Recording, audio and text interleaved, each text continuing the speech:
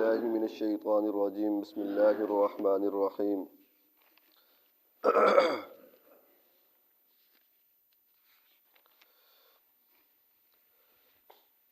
وإذا تولى ومن الناس من يعجبك قوله في الحياة الدنيا ويشهد الله على ما في قلبه وهو ألد الخصام وإذا تولى سعى في الأرض ليفسد فيها ويهلك الحرث والنسل والله لا يحب الفساد وإذا قيل له اتق الله أخذته العزة بالإثم فحسبه جهنم ولبئس المهاد ومن الناس من يشري نفسه ابتغاء مرضات الله والله رؤوف بالعباد صدق اللہ العظیم۔ ترجمہ: ومن الناس، اور لوگوں میں سے بعض ایسے ہیں، من یعجبک قولہ، کہ تعجب میں ڈال دیں گی اس کی بات دنیا کی زندگی میں، وَيُشْهِدُ اللَّهَ عَلَى مَا فِي قَلْبِهِ، اور اللہ تعالیٰ کو گواہ بنائے گا اس چیز پر جو اس کے دل میں ہے، وَهُوَ أَلَدُّ الْخِصَامِ، حالانکہ وہ واضح جھگڑالو ہے، وَإِذَا تَوَلَّى سَعَى فِي الْأَرْضِ، اور جب وہ پیٹ پھیر کر واپس لوٹتا ہے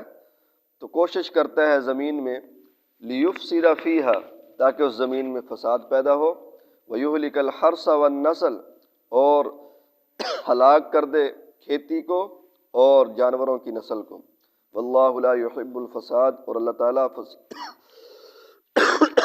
فساد کرنے والوں کو پسند نہیں فرماتے۔ وَإِذَا قِيلَ، اور جب اس کو کہا جائے اتق اللہ، اللہ سے ڈر، أَخَذَتْهُ الْعِزَّةُ بِالْإِثْمِ، تو وہ عزت حاصل کرتا ہے گناہ کے ساتھ،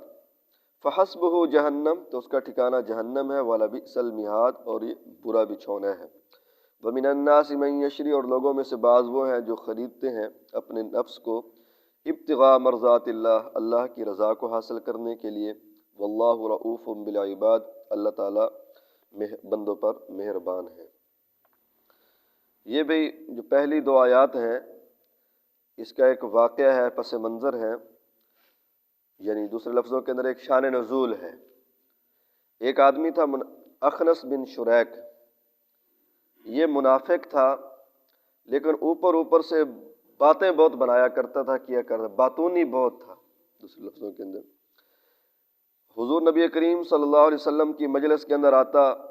آپ کو بڑی باتیں کرتا اور بڑے دعوے کرتا کہ جی بس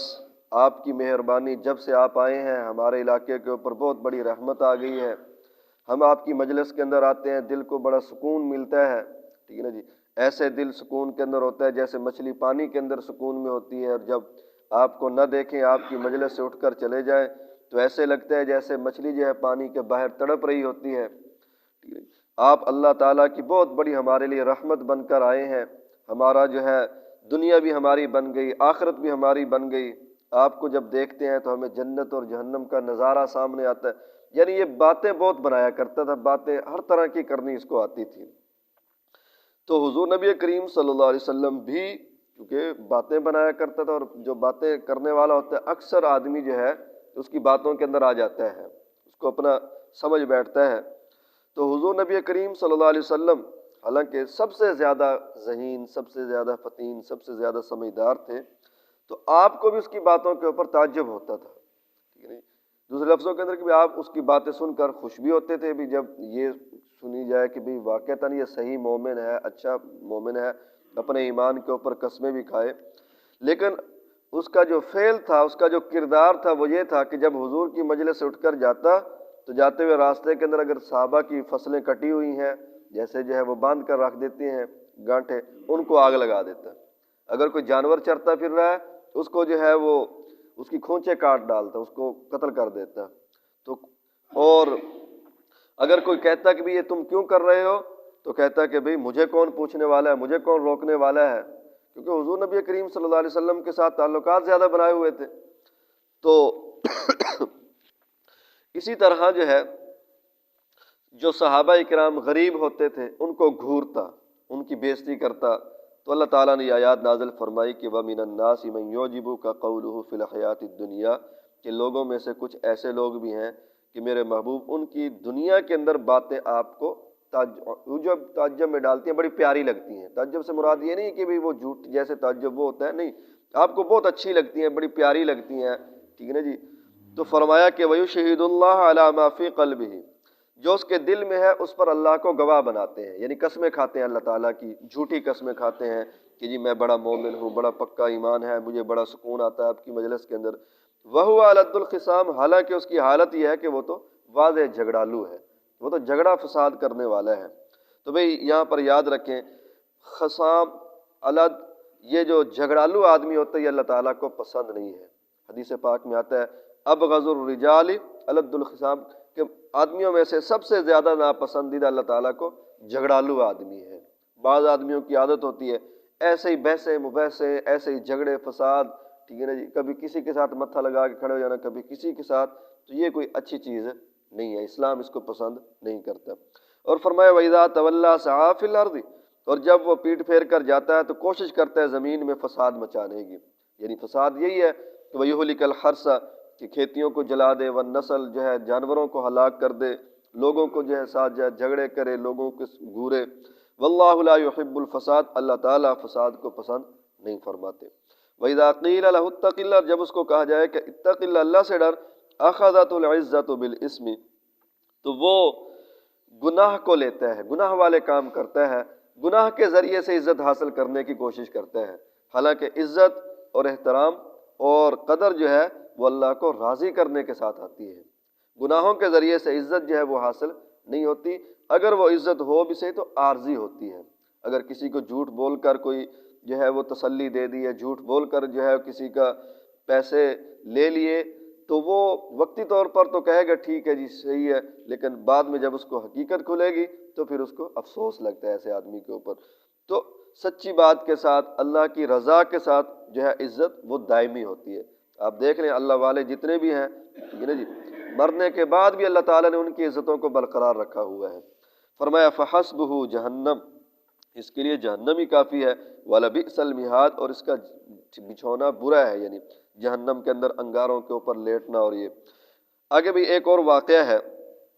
مختصراً، حضرت صہیب رومی مشہور ہے، فضائل اعمال کے اندر بھی ہم نے کئی دفعہ سنا ہے، پڑھا گیا ہے۔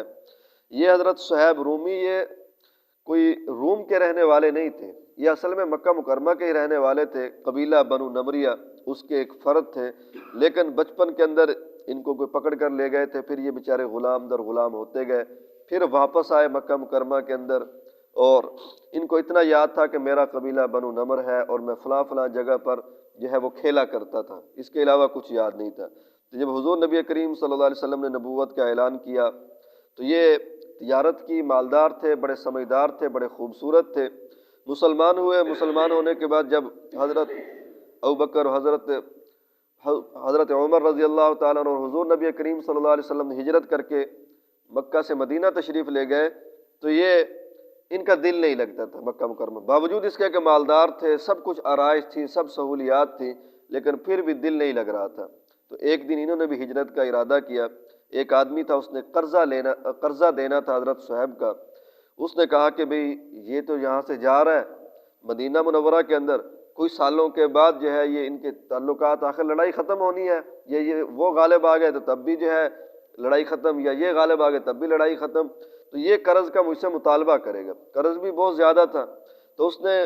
چلاکی یہ کی کہ نوجوانوں کو کہا کہ اوئے تم سے یہ بچ کر جا رہے ہیں مسلمان، اور ایک ایک کر کے نکلے جا رہے ہیں، تم مر گئے ہو، تمہاری غیرت کہاں چلے گئی ہے، آج صہیب بھی جا رہا ہے۔ تو چند نوجوان تو جذباتی ہوتے ہیں، اور خاص طور پر مذہب کے معاملے کے اندر، تو انہوں نے جو ہے وہ پیچھا کیا، اور جب پیچھا کیا تو حضرت صہیب ایک جگہ پر جب پہاڑی کے چوٹی کے اوپر کھڑے ہوئے، اور یہ تیر انداز بہت تھے، ان کا تیر خطا نہیں جاتا تھا، جب مارتے تھے جس نشانے پر وہیں پر جا کر لگتا تھا۔ تو کہا کہ جب تک میرے پاس یہ تیر ہے میں تمہارا مقابلہ کروں گا، اور تم جانتے ہو کہ میرا تیر خطا نہیں جاتا، اور پھر میرے پاس تلوار نکالی، کہا کہ یہ تلوار ہے، تلوار کے ساتھ میں مقابلہ کروں گا، اور اس کے بعد پھر یہ ہے کہ یا میں مر جاؤں گا یا تم مر جاؤ گے۔ تو وہ ذرا سہم میں ڈرے۔ حضرت صہیب نے فرمایا کہ ہاں ایک میں تمہارے ساتھ جو ہے وہ تجارت کر لیتا ہوں،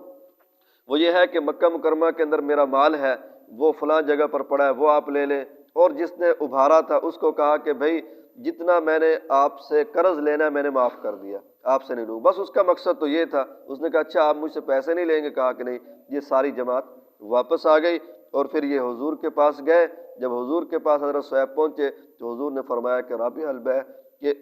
اے صہیب تو نے بہت کامیاب اور بڑی جو ہے وہ نفع والی تجارت کر کے آیا۔ یہ تجارت تھی نا کہ اپنی جان کو بچا لیا اور مال جو ہے ان کو دے دیا۔ تو اسی کو اللہ تعالیٰ نے ارشاد فرمایا کہ وَمِنَ النَّاسِ مَن یشری، لوگوں میں سے بعض وہ ہیں کہ جنہوں نے جو ہے خرید لیا اپنے آپ کو ابتغاء مرضات اللہ، اللہ کی رضا حاصل کرنے کے لیے، کہ اللہ کو راضی کرنے کے لیے اپنی جان بچائی، مال دے دیا۔ فرمایا واللہ رؤوف بالعباد، اللہ تعالیٰ اپنے بندوں کے اوپر مہربان ہے۔ اللہ تعالیٰ سے دعا ہے کہ اللہ تعالیٰ ہمیشہ ہمارے اوپر مہربانی فرماتا ہے۔